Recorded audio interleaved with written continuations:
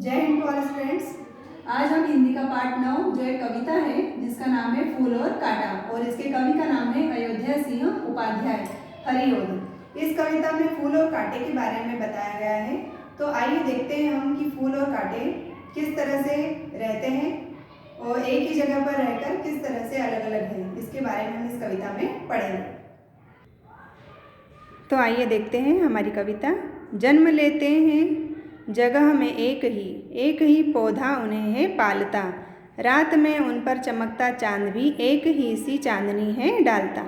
इसका मतलब है कि जो फूल, गुलाब का जो फूल होता है उस पर फूल भी खिलता है और कांटे भी खिलते हैं, कांटे भी रहते हैं मतलब उस पर।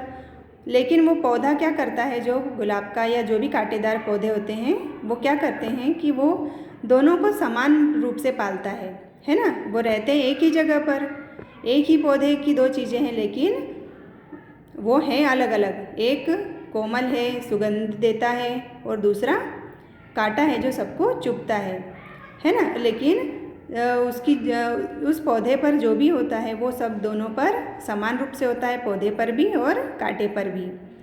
जैसे रात में उन पर चांद भी चमकता है, फूल पर भी चमकता है और कांटे पर भी चमकता है ना। चांद की चांदनी दोनों पर समान रूप से पड़ती है ना।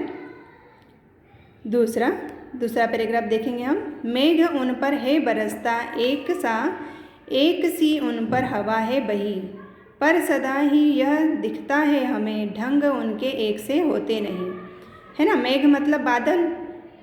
जो पौधा होता है उस पर फूल भी हैं और कांटे भी हैं, तो उस पौधे पर, उस फूल और कांटे पर बादल भी समान रूप से वर्षा करते हैं, है ना। और हवाएं भी एक जैसी ही उन पर पड़ती हैं। लेकिन हर चीज़ उन पर एक जैसी होती है लेकिन उन दोनों के ढंग अलग अलग हैं। तीसरा पैराग्राफ। छेद कर कांटा किसी की उंगलियां फाड़ देता है, किसी का वर वसन प्यार डूबी तितलियों के पर कतर, भोर का है बैध देता शामतन।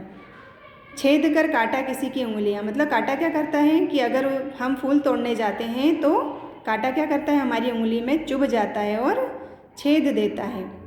और जब हम जाते हैं कहीं कांटेदार जगह पर जहाँ पर फूल है, हम फूल तोड़ने के लिए जाते हैं तो क्या हमारे कपड़े भी उसमें उलझ जाते हैं। वरवसन मतलब सुंदर कपड़े या सुंदर वस्त्र। तो कांटे क्या करते हैं, उन वस्त्रों में उलझ जाते हैं और हमारे कपड़े भी, सुंदर कपड़े भी फाड़ देता है। और प्यार डूबी तितलियों के पर कतर, भोर काहे भेद देता शामतन। मतलब प्यार में डूबी हुई जो रंग बिरंगी तितलियाँ होती हैं, जब वो भी फूलों का रस पीने के लिए जाती हैं, फूलों के ऊपर बैठती हैं, तो वो कांटे में उनके पर उलझ जाते हैं और उनके पर कट जाते हैं। और जब भौरा भी फूलों का रस पीने के लिए जाता है फूलों पर बैठने, तो वो बेचारे भौरे का भी जो तन शरीर होता है वो भी कांटों से बेध जाता है, मतलब कि चुभ जाते हैं, उसके शरीर में भी कांटे चुभ जाते हैं। अगला पैराग्राफ देखते हैं हम। फूल लेकर तितलियों को गोद में, भौरे को अपना अनूठा रस पिला, निज सुगंधों और निराले रंग से है सदा देता कली जी की खिला। फूल क्या करते हैं, फूल तितलियों को अपनी गोद में बिठाते हैं, मतलब तितलियाँ, ये देख लिए चित्र में फूलों पर जाकर बैठती है ना तितलियाँ, तो वैसे ही तितलियाँ जब उनकी फूलों के ऊपर जाकर बैठती है तो फूल उन्हें बड़े प्यार से अपने ऊपर बैठने देते हैं और अपना रस पीने देते हैं। और भौरों को भी उसी तरह से अपना रस पिलाते हैं फूल, और अपनी जो सुगंध होती है और रंग बिरंगे जो फूल होते हैं वे सुगंध हमेशा फैलाते हैं चारों तरफ, जिससे क्या होता है कि हमारा मन खुश हो जाता है ना। हमेशा फूलों की खुशबू से हमारा मन खुश रहता है। अगला पैराग्राफ देखते हैं। है खटकता एक सबकी आँख में, दूसरा है सोता सुर शीश पर, किस तरह कुल की बढ़ाई काम दे जो किसी में हो बड़प्पन की कसर। मतलब यहाँ पे दोनों की बात हो रही है, एक कांटे की और एक फूल की। तो इस पंक्ति में ये बताया है कि जैसे फूल तो सबको प्रिय होते हैं और जो कांटा होता है वो क्या सबकी आँखों में खटकता है, मतलब चुभता है। यह कांटा सबकी आँखों में चुभता है। और दूसरा मतलब फूल, वो सोता सुर शीश पर, मतलब कि सबको भाता है, मतलब सबको अच्छा लगता है और देवताओं के शीश पर चढ़ाने के काम आता है। किस तरह कुल की बढ़ाई काम दे, जो किसी में हो बड़प्पन की कसर। मतलब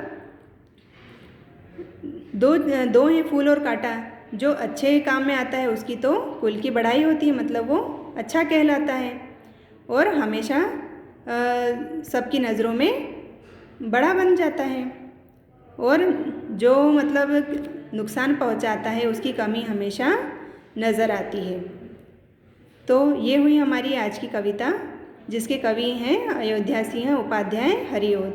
तो आप इस कविता को अच्छे से पढ़िए और इसकी पंक्तियों को याद कीजिए और इसका अर्थ समझिए इस वीडियो को देखकर, और इसके शब्दार्थ अच्छे से याद कीजिए। ठीक है बेटा, मैं इसके क्वेश्चन आंसर PDF के माध्यम से आपको सेंड कर दूँगी। आज के लिए इतना ही, धन्यवाद।